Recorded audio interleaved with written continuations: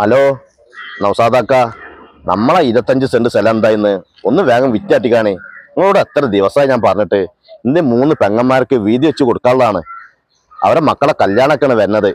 അളിയന്മാര് തിരക്കൂട്ടിക്കൊണ്ട് നിൽക്കുകയാണ്. അവർക്കവിടെ കൊടുക്കാതെ കൊടുത്തു കഴിഞ്ഞാല് ഇന്ത്യ ബാധ്യത ഒഴിവായി കിട്ടും, എനിക്കുള്ള ഷെയറും കിട്ടും. ഒന്ന് വേഗം നോക്കി നിങ്ങൾ.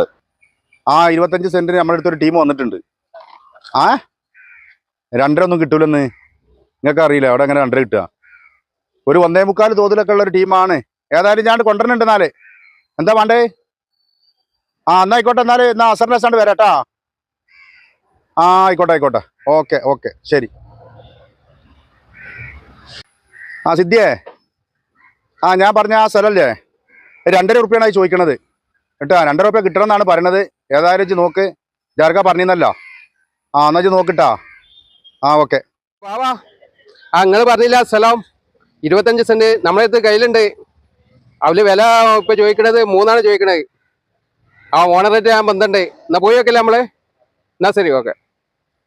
ഹലോ സുലിയെ, നീ നിന്റെ പങ്കന്മാർക്ക് പേരെടുക്കാൻ സ്ഥലം വേണമെന്ന് പറഞ്ഞ് ഒരു 25 സെന്റ് സ്ഥലം എന്റെ കയ്യിലുണ്ട്. നല്ല ലേക്കുള്ള സ്ഥലമാണ്. അവർ 3.25 ചോദിക്കുന്നത്. നീ ഇങ്ങോട്ട് വാ, ഞാനത് പാകത്തിൽ വാങ്ങിത്തരാം. അളിയാ, ബ്രോക്കർ ബാബ കളിച്ചിട്ടുണ്ട്. 25 സെന്റ് സ്ഥലം ഉണ്ട് എന്നാ പറഞ്ഞത്. നമുക്കൊന്ന് പോയി നോക്കാം. നൗസാദാക്ക, ഇവരെല്ലാരും കൂടി പെരേക്ക് വന്നിക്കണ്. അപ്പൊ ഞാൻ പറഞ്ഞു ഇവരോട്, നിങ്ങൾ പുറത്തിരിക്കും, ഞാൻ ഇപ്പാണ്ട് വരാന്നാണ്. അങ്ങനെ ഇവിടെ ഇരിക്കാണ് എല്ലാരും കൂടി. എന്താ നമ്മൾ ചെയ്യണ്ടേ?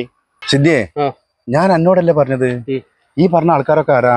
ഞാൻ ബാവാനെ മാത്രം കൂട്ടി കൊടുത്തിട്ടുള്ളൂ. അതൊക്കെ ആരാന്ന് എനിക്കറിയില്ല. സിദ്ധിയെ, ഈ കച്ചവടത്തിന്റെ കാര്യങ്ങൾ എന്നൊക്കെ പറഞ്ഞത് ഞാൻ ഇപ്പൊ എനിക്ക് വിളിച്ചു. അപ്പൊ ഇന്നെ വിശ്വസിച്ച് ഞാനാണ് മുതലാളി, അല്ല നിങ്ങളെ അടുത്ത് ആളുണ്ടാവും എന്നുള്ള ആൾക്കാണ് മറ്റുള്ളവർക്ക് വിളിച്ചത്. അപ്പൊ ഈ ബാവാക്ക് വിളിച്ചു, ബാവ വേറെ വിളിച്ചു. ഇപ്പൊ സത്യത്തിൽ ഇപ്പൊ ഈ കച്ചവടത്തിന്റെ ഒരു ജുമാക്കുള്ള ആളുണ്ട്, ഒരു സംസ്ഥാന സമ്മേളനത്തിനുള്ള ആളും ഉണ്ട്. പൊടി മാത്രമേ വരത്തില്ലായുള്ളൂ. അപ്പൊ അതെന്താണ്? നേറിയുള്ള കച്ചവടമാണ്. ഈ നേറിയുള്ള കച്ചവടം എന്ന് പറയുമ്പോൾ എല്ലാ കുടുംബത്തിനും, ഇപ്പൊ ഈ വിളിച്ചു, മറ്റവനെ വിളിച്ചു, അത് എല്ലാ കുടുംബത്തിനും കിട്ടും. കാരണം ആ കച്ചവടം ചെയ്താൽ എൻ്റെ കുട്ടികൾക്കുള്ളത് എനിക്ക് കിട്ടും, ആ മറ്റേ കുട്ടികൾക്ക് കിട്ടും. അതുകൊണ്ട് ഒരുപാട് സംഗതികൾ, ഒരുപാട് കുടുംബങ്ങൾ കഴിഞ്ഞു പോകും. ഇതാണ് ഈ കച്ചവടത്തിൽ നേറി വേണം. അല്ലാതെ ലാസ്റ്റിൽ വിളിച്ച ആള് അവൻ വിളിച്ചുകാണ്ട് നേരെ മുതലാളിക്ക് വിളിച്ചുകാണ്ട് അവന്റെ 2 ആൾക്കാരായിട്ടാണ് പോയിക്കാണ്ട് അത് മുഴുവനും കണ്ട് കൊണ്ടാകാനുള്ള തീരുമാനം അവരുണ്ടാക്കല്.